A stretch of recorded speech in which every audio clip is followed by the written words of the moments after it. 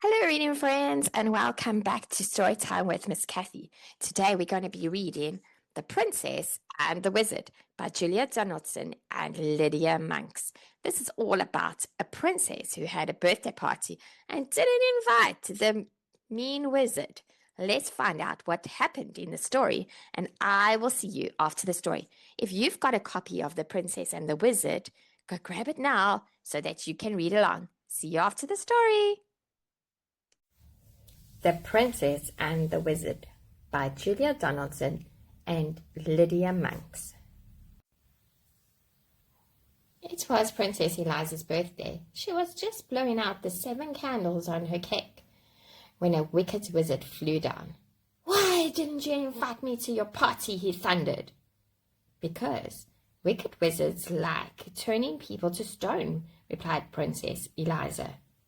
"So they do," said the wizard, and with a flick of his bony fingers, he turned the king, the queen, and all the party guests into stone. Then he laughed,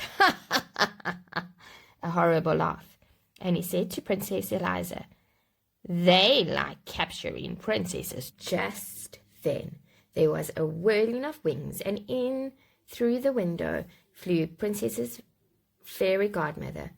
She was late for the party. When she saw what had happened, she waved her wand and she said, "The princess may try 7 times to escape by changing her color and changing her shape." The wizard just laughed his horrible laugh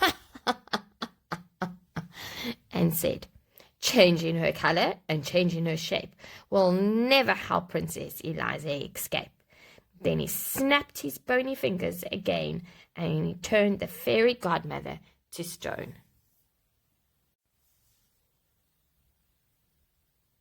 The wizard whisked the princess up the chimney and carried her away to his tall, dark castle.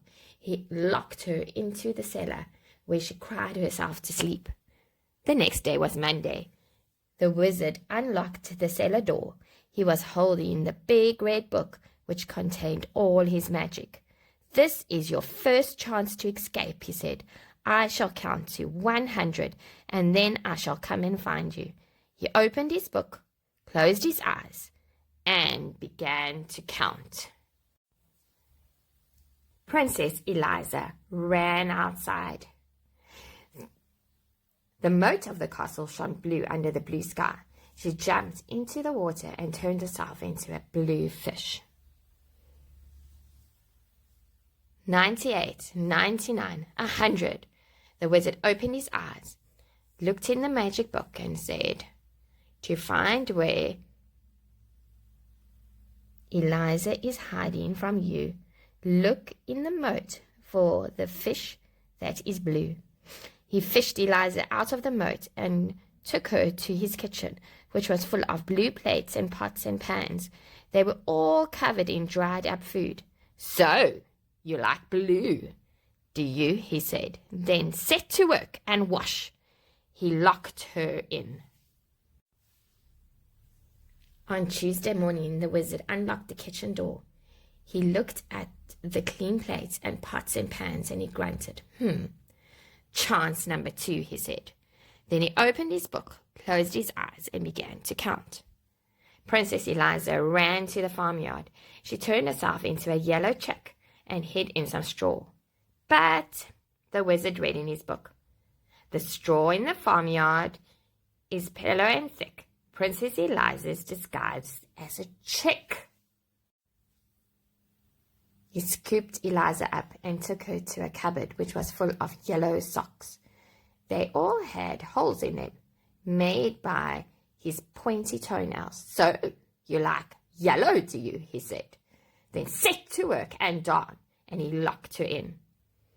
On Wednesday morning, the wizard unlocked the cupboard door, looked at the darn socks, and grunted. Chance number 3, he said, and he opened his book, closed his eyes, and began to count. Princess Eliza ran to the window. She changed herself into a green grasshopper and hid among the grass blades. But the wizard read in his book, "The grasshopper princess is easily seen, chirping away in the meadow so green. He caught Eliza in the net and took her to his green bathroom. The bath, the basin, walls, and floors were covered in Wizard's slimy toothpaste. "So, you like green, do you?" he said. "Then set to work and wipe." And he locked her in. 3 more days went by. Each day the princess tried to escape. On Thursday she turned herself into an orange fox and hid in a pile of orange leaves. On Friday she turned herself into a purple butterfly and fluttered among some purple flowers. On Saturday she turned herself into a black cat and lurked in a black tunnel. But each time the wizard found her and gave her yet more work to do. On Sunday morning, the wizard came to the roof where Eliza had been scrubbing the sooty chimney pots. Instead of grunting, he laughed his horrible laugh. "This is your last chance," he said. "If I catch you this time, you must stay and work for me for the rest of your life." Then he opened his book, closed his eyes, and began to count.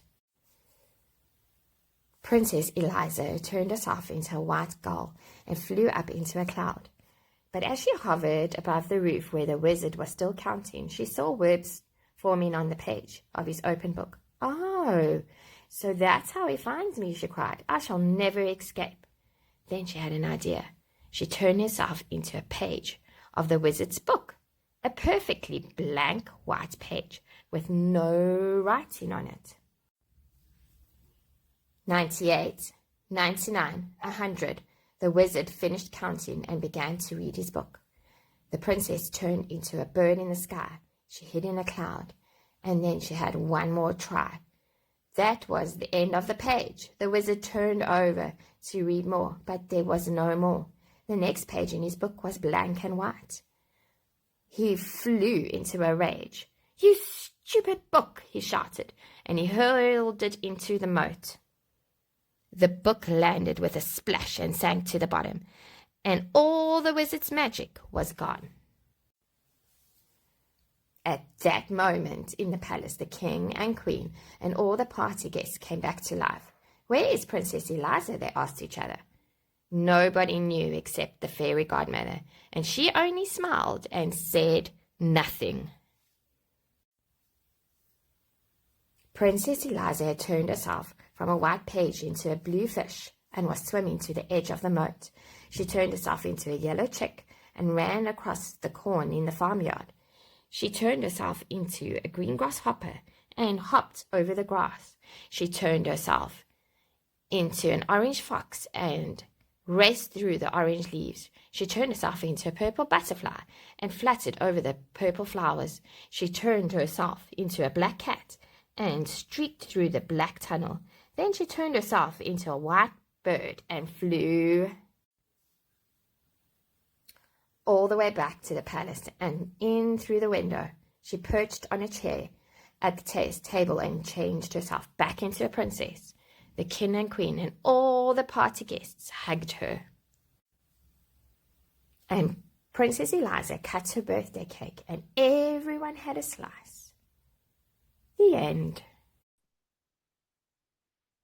Welcome back, friends, and I hope you enjoyed the story about the princess and the wizard.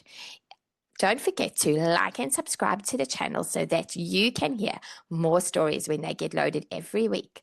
I will see you next time. Bye-bye.